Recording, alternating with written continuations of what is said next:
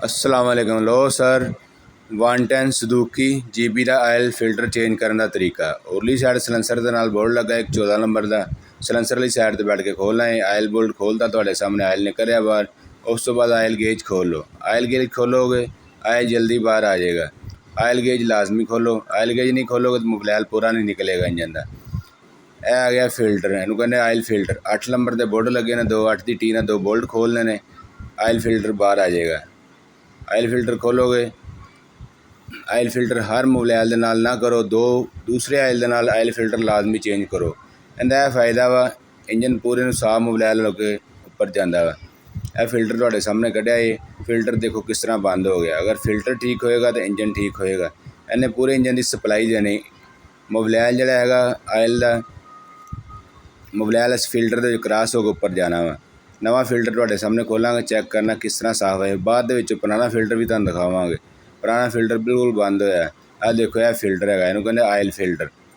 नवा फिल्टर लगाओगे चैक करो, इहदी सिद्ध पुठ भी होंदी जी।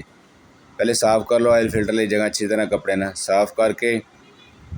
उस तो बाद आयल फिल्टर तुहानूं सिद्ध पुठ दस दे। ऐस अंदर साइड जानी जे, यह साइड बाहर आनी जे। इस तरह लगना जे, उल्टा नहीं लगाना। उल्टा लगाओगे तो फायदा कोई नहीं होना जी। यह कवर आ गया आयल फिल्टर का, कवर लगाओ। अंदर 2 बोल्ट ने 8 नंबर के आमने सामने लगाने ने। तुहाडे सामने 2 बोल्ट लगे ने आमने सामने, 8 की टी ना लगने ने। घर बैठे आयल फिल्टर चेंज कर सकते हो बहुत ही आसान तरीके दे नाल। अगर तुहानूं चैनल अच्छा लगे लाइक तो सबसक्राइब लाजमी कर देना। आयल फिल्टर चेंज टाइट हो गया जी। यह देखो पुराना फिल्टर के हालात चेक कर लो।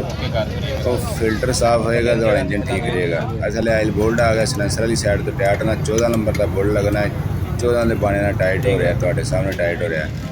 टाइट करके पीक लगाओ, पीक लगा के इंजन आयल पाओ। यह इंजन आयल जे, इहदे 1 लीटर पूरा आयल पैंदा जी। GT 110 सुजुकी 1 लीटर आयल पैंदा जी। कंपनी ने 900 ml का पैमाना रखा है, वह भी तुहानूं चेक करवाऊंगा। वैसे 1 लीटर मोबाइल पूरा पैंदा इंजन में। पूरा लीटर का डब्बा तुहाडे सामने इंजन च पै रहा है, पूरा 1 लीटर जे। गेज टाइट हो गई, हुण तुहानूं चेक करवाने का पैमाना 900 ml कंपनी ने लिखा होंदा। यह चेक करो, 900 ml लिखा है पर पैंदा लीटर ही, लीटर का डब्बा जी। चेक करो। ओके, अल्लाह हाफिज़।